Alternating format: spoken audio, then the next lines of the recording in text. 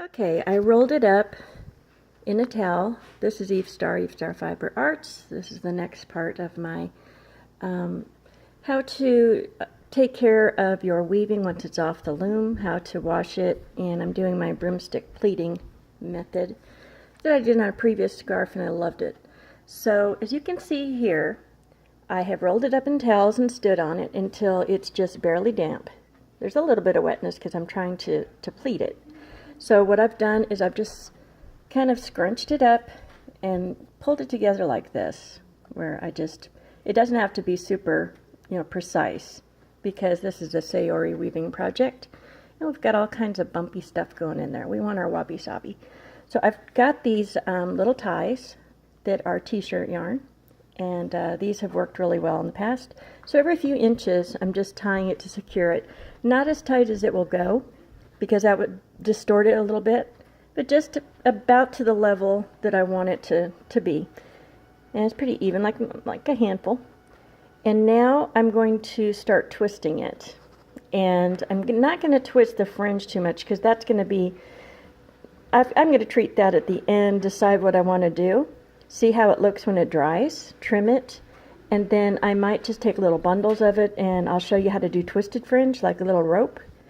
Or I might do something else. So that's not really going to be part of the twisting. This is to keep all of this pleating extra super tight.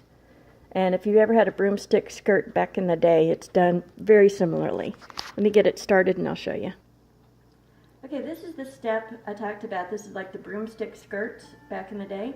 I'm standing on one end, and at this point I've twisted it so much that you'll see it's starting to twist back on itself, like a rubber band with those airplanes that we might have had as kids.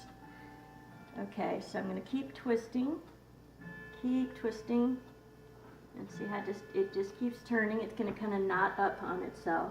It's going to feel real hard. Okay, here we go. Now it's knotted up. And I'm going to kind of keep the fringe out of it. We don't really need the fringe to be twisted, so it doesn't really matter. So at this point, that's about right. I just can't let go of it. I'm going to add rubber bands to keep the knots in so that it won't come undone. But that's about where I want it. Okay, so here's that last part. You see the fringe is not involved. I've got a rubber band holding this twist, and I'll put a couple more in. And what I did last time was I didn't put this in a hot spot. I don't want it in the sun. I don't want it to fade or anything.